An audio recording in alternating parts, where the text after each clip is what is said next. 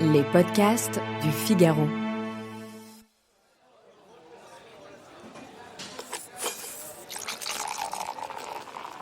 Hier soir, vous n'avez bu qu'une seule bière.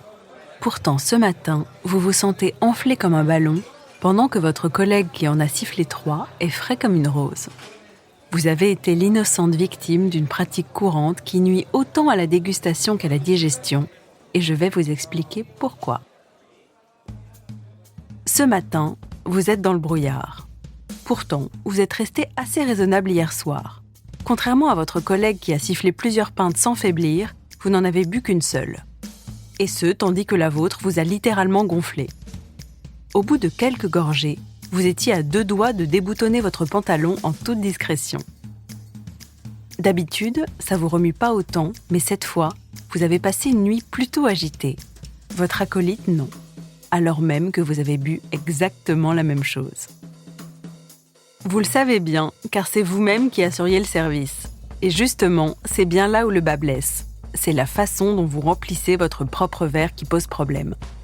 Selon Christophe Lavelle, biophysicien, professeur et chercheur au CNRS, on prend le risque de se transformer en ballon de baudruche lorsqu'on sert la bière de cette manière.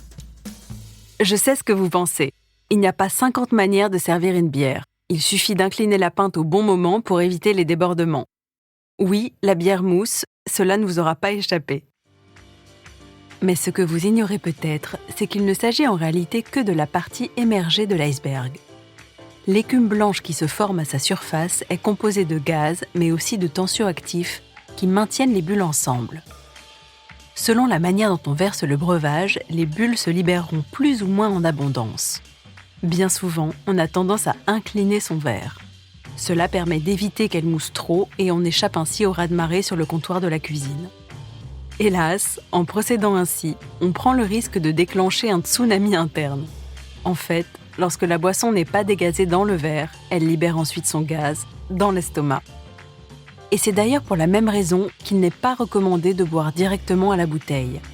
Rassurez-vous, personne n'a jamais explosé en buvant une bière, vous n'êtes donc théoriquement pas en danger. Autre détail, la fameuse mousse, qui forme un film protecteur à la surface, prévient aussi le phénomène d'oxydation. Et comme le vin piqué, une bière oxydée sera moins bonne au goût, mais aussi moins facile à digérer. C'est pour ces raisons que les barman servent toujours la bière en tenant la chope à la verticale, quitte à attendre un peu qu'elle dégaze ou à retirer l'excédent avec une spatule. Voilà, vous savez tout. La prochaine fois que vous servez une bière, oubliez l'inclinaison savante et laissez-la mousser tranquillement. Votre estomac vous remerciera.